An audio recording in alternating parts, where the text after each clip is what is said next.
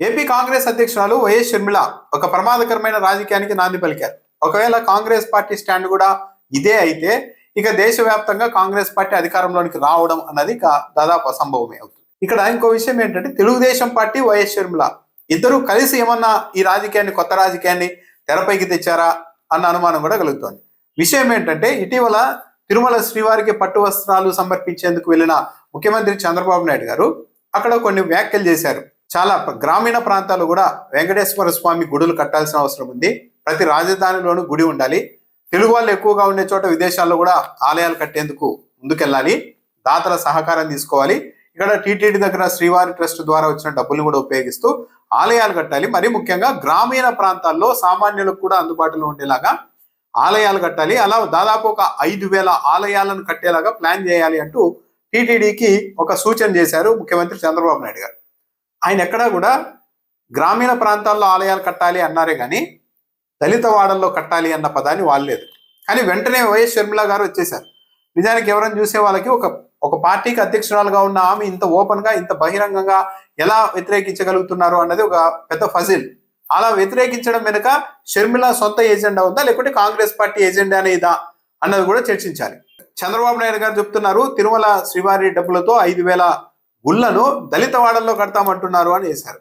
చంద్రబాబు నాయుడు అయితే అనలేదు దళిత వాడల్లో కడతామని, గ్రామీణ ప్రాంతాల్లో కడతామన్నారు. ఈమె ఏకంగా దళిత వాడ అనే పదాన్ని వాడేశారు.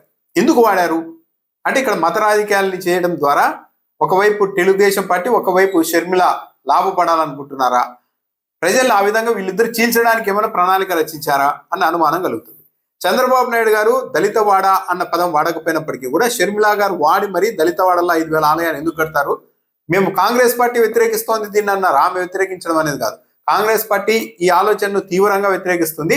టీటీడీ దగ్గర అంత డబ్బులు ఎక్కువగా ఉంటే ప్రజలకు సేవ చేయండి, అంతేగాని గుళ్ళను కట్టమని ఏ దళితవాడ ప్రజలు అడిగారు మిమ్మల్ని అంటూ కూడా ప్రశ్నించేశారు. దళితవాడ అన్న పదం వాడింది ఎందుకు వాడారు ఆమె అన్నది ఆలోచన చేస్తే సరే ప్రజలకు సబ్జెక్ట్ అర్థం కావడానికి ఎక్కువగా ఈ క్రైస్తవంలోని కావచ్చు ఇతర మతాల్లోని కానీ వెళ్ళడం అన్నది దళితుల్లో కొద్దిగా ఎక్కువ జరిగింది. అంటే సామాజిక వాళ్ళని తప్పుపట్టడానికి కూడా లేదు, ఎన్నో దశాబ్దాలుగా శతాబ్దాలుగా ఉన్న సామాజిక పరిస్థితుల కారణంగా వాళ్ళు కొందరు అటు కన్వర్ట్ అయ్యారు, ఎక్కువగా దళితుల్లో వెళ్ళారు అన్నది ఉంది. కాబట్టి షర్మిల దళిత వాడలనే పదాన్ని వాడడం ద్వారా తాను ఈ వర్గాలన్నిటికీ నేను లీడర్ని నేను ప్రతినిధి అని చెప్పదలుచుకున్నారా? At the same time Chandrababu Naidu పూర్తిగా రైటిస్ట్గా వెళ్ళిపోయారు, రైటిస్ట్గా మారిపోయారు అని చెప్పారు. అంటే చంద్రబాబు నాయుడుని ఒకవైపు పూర్తి హిందువుల్ని కాపాడే వ్యక్తిగా హిందుత్వవాదిలాగా ఆయన్ని చిత్రీకరిస్తూ ఈమె చంద్రబాబు నాయుడు గారు అనని పదాన్ని కూడా ఉపయోగిస్తూ ఈమె ఇటు లైన్ తీసుకోవడం ద్వారా అంటే మతాల ఆధారంగా చంద్రబాబు నాయుడు ఒకవైపు షర్మిల గారు ఒకవైపు నిలబడాలనుకుంటున్నారా?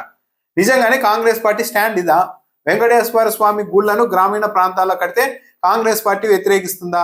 మళ్ళీ ఇంకెక్కడ మాట్లాడడం లేదు, నేషనల్ కాంగ్రెస్ మాట్లాడడం లేదు, తెలంగాణ కాంగ్రెస్ మాట్లాడడం లేదు, ఎవరూ మాట్లాడడం లేదు. వీళ్ళు మాత్రమే ఈమె మాట్లాడంగానే కాబట్టి తెలుగుదేశం పార్టీ ఛానళ్లలో డిబేట్లు పెట్టేశారు. సాధారణంగా షర్మిల గారు చేసే కామెంట్లకు వ్యతిరేకంగా తెలుగుదేశం పార్టీ ఛానళ్ళు డిబేట్లు పెట్టవు. కానీ ఈ అంశం మీద డిబేట్ పెట్టి ఆ చంద్రబాబు నాయుడు గారిని పూర్తి రైటిస్ట్ హిందుత్వవాది అంటారా మీరు? అంటే చంద్రబాబు నాయుడు గారు హిందూవాది అయితే మీరు హిందూ వ్యతిరేకులా అంటూ ఆమెను అటువైపు తోసేసి చంద్రబాబు నాయుడు గారిని హిందువుల వైపు లీడర్గా ప్రొజెక్షన్ చేసే ప్రయత్నం మొదలు పెట్టారు తెలుగుదేశం పార్టీ మీడియాలో. ఇంకా డెప్త్గా ఆలోచిస్తే ఇటీవల పరిణామాలు తెలుగుదేశం పార్టీకి ఇంకేమీ దొరకడం లేదు వైఎస్ఆర్సీపీని ఫేస్ చేయడానికి. కేవలం మతం ఆధారంగానే ముందుకెళ్లాలనుకుంటోంది అన్నది అయితే క్లియర్గా అర్థమవుతుంది. ఎందుకంటే కొద్ది రోజుల క్రితం తిరుమలలో ఏదో చోరీ జరిగింది 2023లో అన్న అంశాన్ని తీసుకొని వచ్చి 3 రోజుల వ్యవధిలో తెలుగుదేశం పార్టీ అధికారిక ట్విట్టర్ ఖాతాలో 48 పోస్టులు వేశారు, ట్వీట్లు చేశారు. ఈ చోరీ మీదకి సంబంధించే అది కూడా జగన్మోహన్ రెడ్డికి ఆపాదిస్తూ. అంటే తెలుగుదేశం పార్టీ కేవలం మతాల ఆధారంగా హిందుత్వ ఓటింగ్ ఆధారంగా ఎన్నికలకు వెళ్ళాలనుకుంటోందా? హిందుత్వ ఎజెండాతో ఎన్నికలకు వెళ్ళాలనుకుంటోందా? పరోక్షంగా ఆ ఆలోచనకు షర్మిల గారు ఇటువైపు లైన్ తీసుకొని ఇటువైపు ఈమె ఇంకా రెచ్చగొడుతున్నారు పరిస్థితులు. లేకుంటే ఒక కాంగ్రెస్ పార్టీ రాష్ట్ర అధ్యక్షురాలుగా ఉన్న ఆమె అంత డైరెక్ట్ గా గుళ్ళు కట్టడానికి వీలు లేదు అని మాట్లాడడమే కాకుండా ముఖ్యమంత్రి వాడని పదాన్ని కూడా తీసుకొని వచ్చి దళిత వాడల్లో గుడిలు కట్టమని మిమ్మల్ని ఎవరు అన్నారు అని అంటూ ఉన్నారంటే ఈమె ఇంకో మతం వైపు నేనున్నానని చెప్పుకోవాలనుకుంటుందా?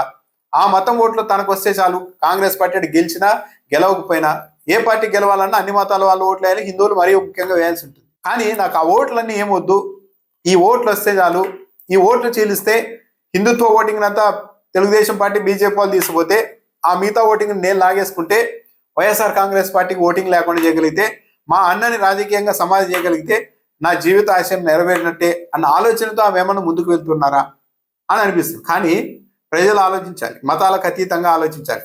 చాలా ప్రమాదకరమైన రాజకీయాన్ని వైఎస్ షర్మిల మొదలు పెట్టారు. ఇప్పటి వరకు ఏ కాంగ్రెస్ పార్టీ అధ్యక్షుడు కూడా మాట్లాడి ఉండరేమో. నాకు తెలిసి నేషనల్ కాంగ్రెస్ పార్టీ స్టాండ్ కూడా ఇంత అగ్రెసివ్ గా ఉండదు. అలాంటిది ఆమె డైరెక్ట్ గా మీరు ఎలా కడతారు వెంకటేశ్వర స్వామి గుడిలోని, ఎవరు అడిగారు మిమ్మల్ని అనే స్థాయికి వెళ్తున్నారంటే ఆమె పచ్చి మత రాజకీయాలు చేసి ఇలా సమాజాన్ని నిట్ట నిలువునా చీల్చి తాను బాగుపడకపోయినా పర్లేదు, తన అన్న నాశనం అయితే చాలు అన్న యాంగిల్లో మళ్ళీ తెలుగుదేశం పార్టీ కూటమికి ఏదో విధంగా ఫేవర్ చేయాలి, మెజారిటీ ఓటింగ్ అటువైపు డ్రైవ్ చేయాలన్న ఆలోచనతో మొత్తం ఈ గేమ్ ఆడుతూ ఉన్నారా అన్న ఆలోచన, అభిప్రాయం అయితే ఎవరికైనా కలుగుతుంది.